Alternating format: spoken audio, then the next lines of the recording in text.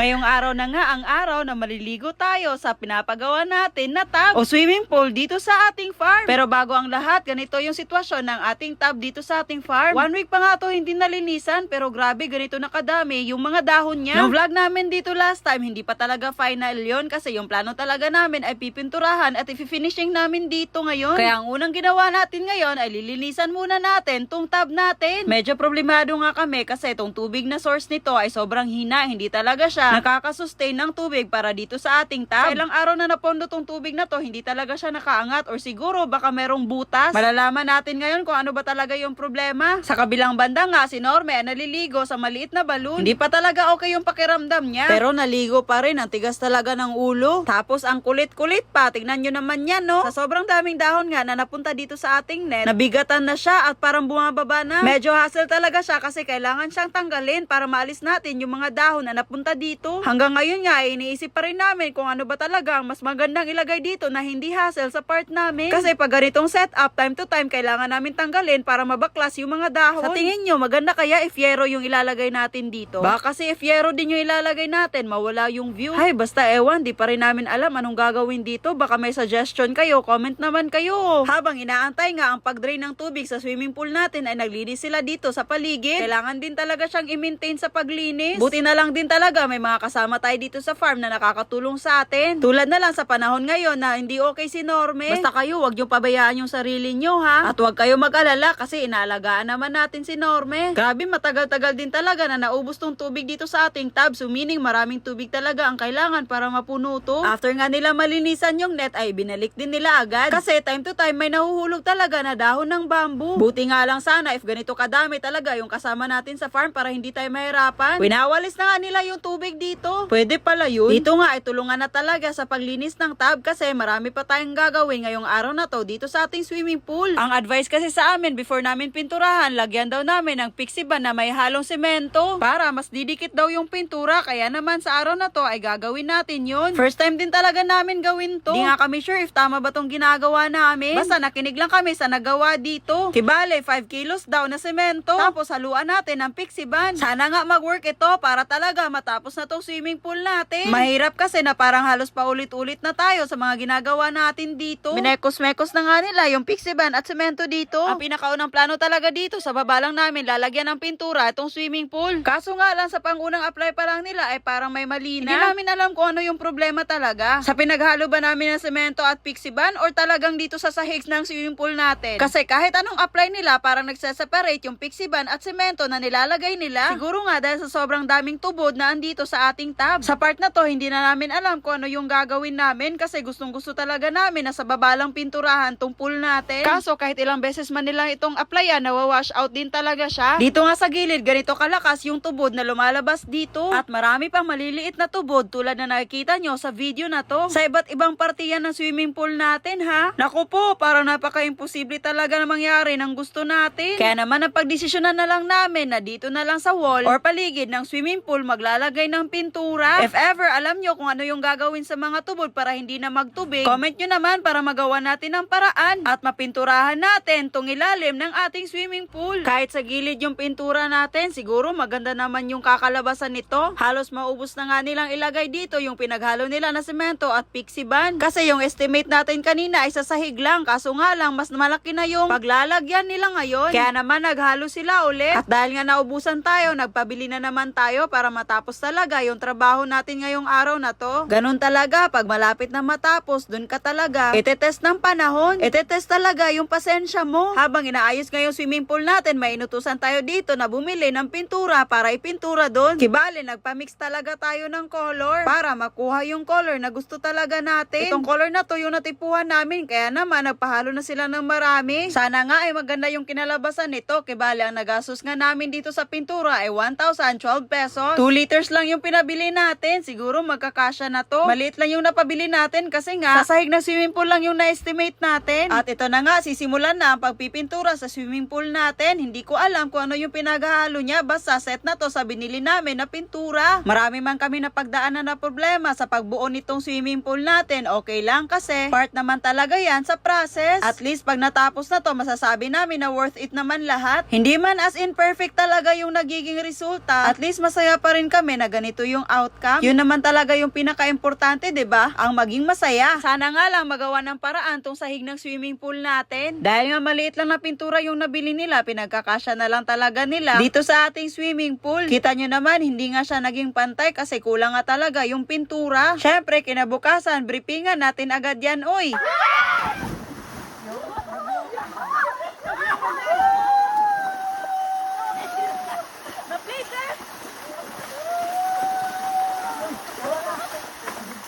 May konting i-improve pa tayo dito next time, tulad na lang ng hagdanan. Kasi mahirap talagang umakyat sa tulad ko na short sa height.